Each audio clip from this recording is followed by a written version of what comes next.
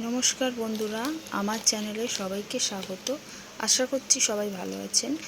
আর আমি কয়েকটা কচুর পাতা নিয়ে নিয়েছি, এবারে এগুলোকে সিদ্ধ করে দেব।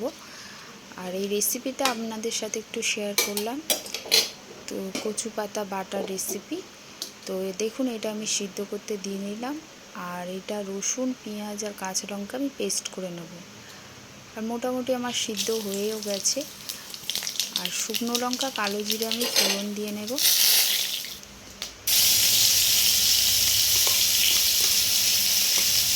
এরপর নিয়ে নিচ্ছি পেস্টটা, পেস্টটা দিয়ে আমি ভালো করে মশলাটা একটু কষিয়ে নেব।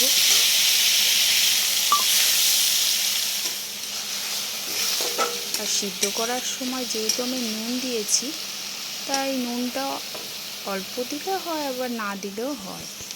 তো দেখো, আমি মশলাটা কষিয়ে নিয়েছি। এরপর একটু হলুদ দিয়ে নিলাম।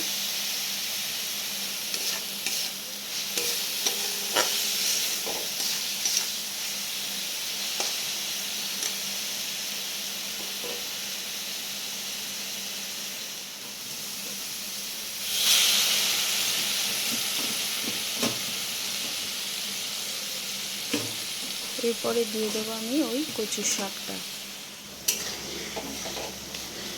এটা কিন্তু আমি কচুর পাতা নিয়েছি, কচুর ডাঁটা নিইনি।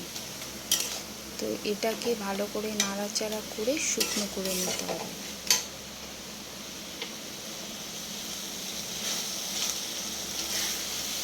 আর এর মধ্যে সেই ইলিশ মাছের মাথাটা ছিল, আমি ইলিশ মাছের মাথাটা দিয়ে দিয়েছি, আরও টেস্ট হয়ে গেছে।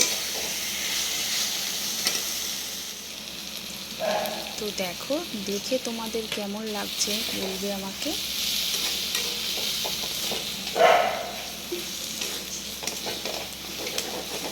এর মধ্যে একটু মিষ্টি দিয়ে নিলাম, কেন সব কিছুতে একটু মিষ্টি দিলে স্বাদটাই পুরো পাল্টে যায়।